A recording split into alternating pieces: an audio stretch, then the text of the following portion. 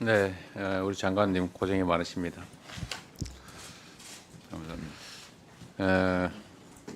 이제 장관이라는 직책하고 국회의원이라는 직책은 완전히 달라서 국회의원이야 특정 정당에 포함되어 있으니까 그 정파적 입장을 유지해도 되고 또 그게 또 마땅할지 모르겠습니다만 일단 정부의 한 중요한 역할을 맡으면 국민 통합이라고 하는 과제에 더 중점이 있는 건 맞겠죠? 예, 뭐 법적으로는 제가 겸직을 할 수 있는데 국방부 장관은 특히 더 다른 장관 네, 틀려 그래야 정치적 중립을 되겠죠. 지켜야 된다고 네. 합니다.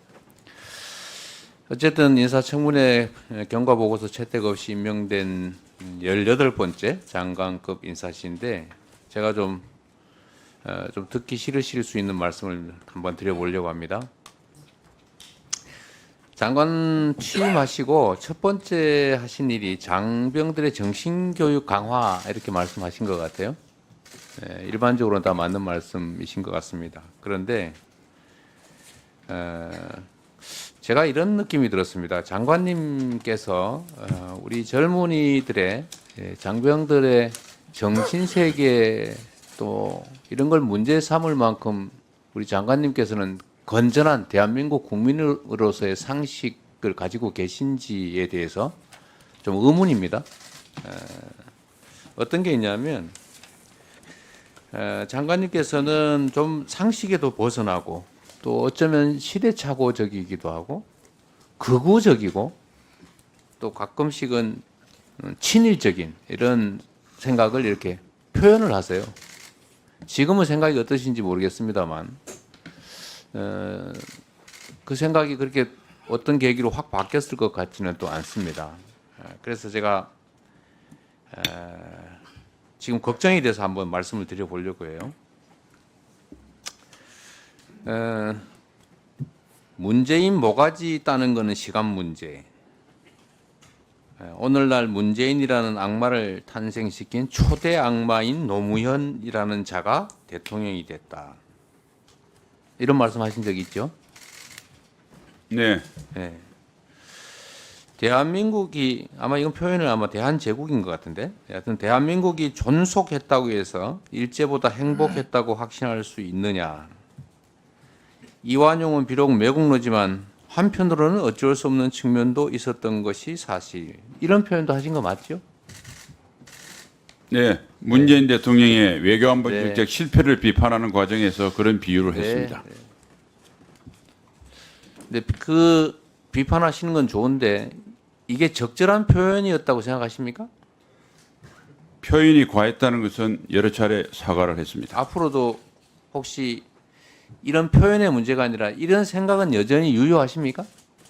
문재인 정부의 안보 실패에 대해서는 지금도 굉장한 문제가 있었다고 생각하고 장관님, 있습니다. 제가 여쭤보는 것은 이런 생각이 여전히 유효하냐?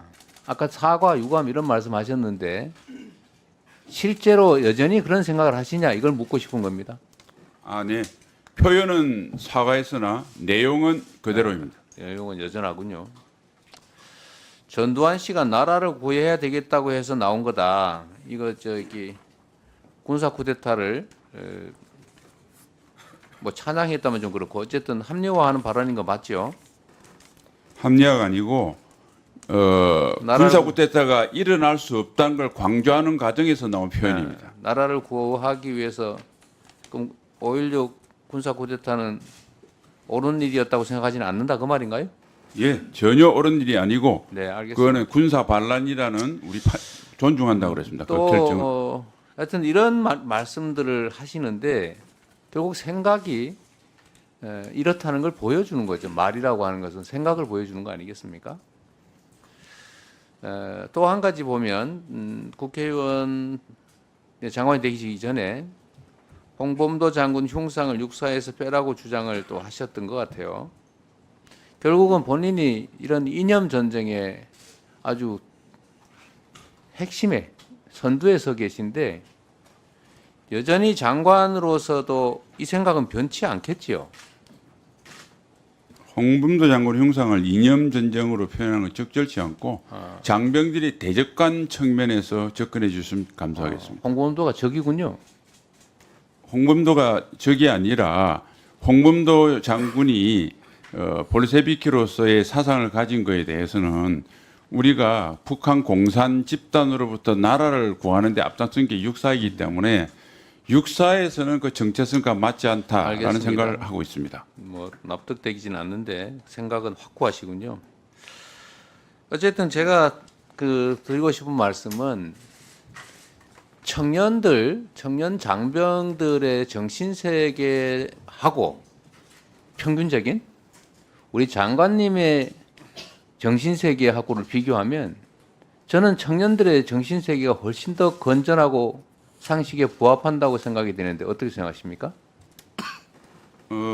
의원님께서 그런 생각을 가지시는 것에 대해서는 자유민주주의가 다양성을 본인의 주장하기 생각을 때문에 물었으니 제 생각을 묻지 마시고요. 예, 본인의 그래서 의견을 물었잖아요. 알겠습니다. 의원님 말씀 존중하는데 저는 동의하지 않습니다. 네. 자, 또 한 가지 좀 작년에도 제가 지적했던 건데 이 정부의 특성을 보면 말로만 하는 경향이 많아요. 말하고 행동이 완전히 따로따로입니다. 말 따로 행동 따로. 말따 행따 정부라고도 하던데요. 삼축 체계 강화 계속 얘기하고 있고 국방 전력 강화의 핵심적인 과제인 거 맞죠? 그런데 작년에도 이미 지적했습니다만 올해도 보면은 삼축 체계에 관련된 신규 사업 11개 중에서 7개가 반영되지를 못했어요. 이게 삼축 체계 중요하다라고 계속 얘기하면서도 실제로 진행되는 걸 보면 그 껍데기뿐인 것 같아요. 좀 더 여기에 우리가 역량을 좀 쏟아 넣어야 된다 이런 생각하지 않으십니까? 네, 부족한 부분은 계속 보완하도록 하겠습니다. 말로만 하지 말았으면 좋겠다 그런 뜻입니다. 행동으로 노력하겠습니다. 네. 그 행동으로 하신다는 말이 그냥 말뿐으로 끝나지 않기를 바랍니다. 제가 지금 9.19 군사합의 관련해서 한번 간단하게 의견을 물어보도록 하겠습니다. 자, 이 9.19 군사합의 때문에 남북 간의 군사 충돌이 줄어든 것은 인정하십니까?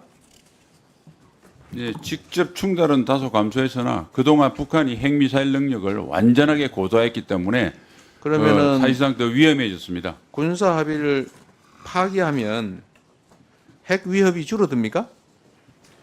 핵위협의 정강과는 큰 관계는 없지만은 북한이 나쁜 마음을 먹었을 때 훨씬 우리 국민을 보호할 수 있는 것이 효력 정지라고 생각합니다. 관련성이 없지 않습니까?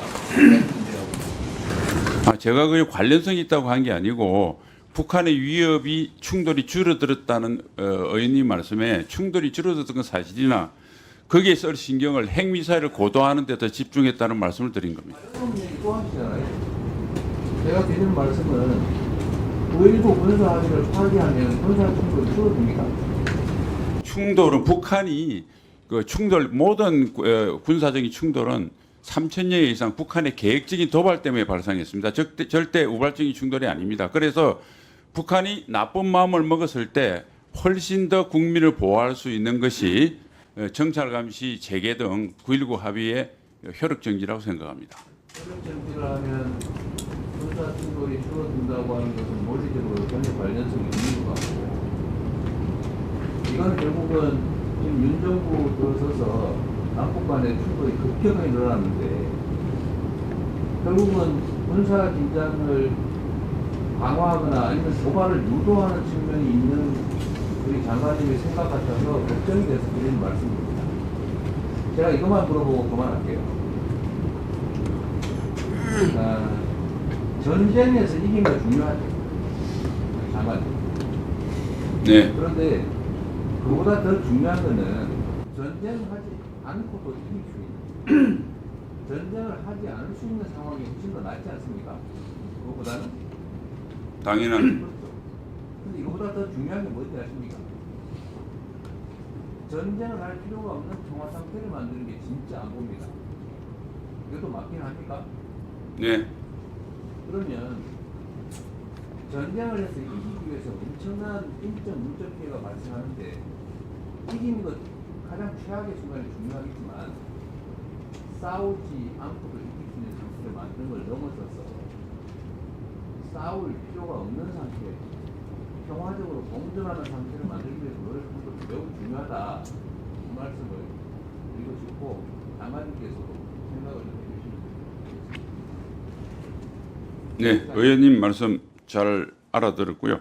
평화를 해야 된다고 하는 의원님의 진정성에 대해서는 존중합니다. 단지 전쟁을 할 필요가 없는 상태를 만드는 것이 바로 북한에게 전쟁과 도발을 해서 성산이 없음을 보여주는 우리 강력한 힘에 있다는 말씀을 저는 생각을 하고, 끝으로 세상이 어지러운 것은 경찰의 방범 활동 때문이다.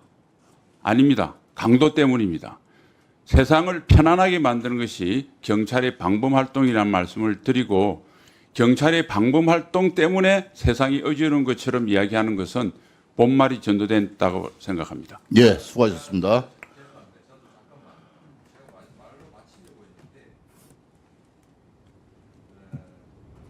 그런데 말입니다. 네.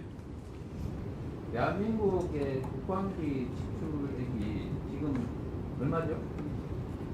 60조 원 전후 아닙니까? 그렇습니다. 북한의 1년 총 생산이 얼마입니까?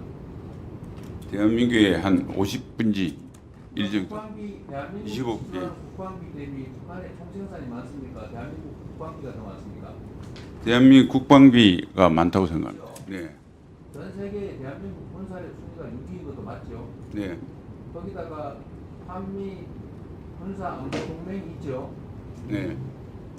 이러면 매우 압도적으로 북한을 제압할 수 있는 거 아닙니까? 그렇게 봅니다. 이런데도 계속 제압, 억압 이런 쪽으로 가야 됩니까? 얼마나 더 필요합니까? 북한이 그래서 예. 제가 드리는 말씀은 군인 출신이셔서 그럴 수 있긴 하지만 균형 감각을 좀 가지시라 이 말씀을 드리는 거로 질문이 아니고 그냥 공고로 끝내도록 하겠습니다. 알겠습니다. 장관님 뭐 추가 답변할 내용 없으십니까? 이재명 의원님 그렇게 볼 수 있다는 점에서는 자유민주주의는 다양성을 있기 때문에 존중을 하지만은 저하고 생각이 완전히 다르다. 그리고 다른 의견은 제가 충분히 이야기했기 때문에 첨언하지 않겠습니다. 네. 이상입니다. 자, 그러면 지금부터 잠시만 집중해 주시기 바랍니다. 제가 구독자분들을 위해서 깜짝 선물을 하나 준비했는데요. 제가 항상 여러분들께 뭐라고 말씀을 드렸나요?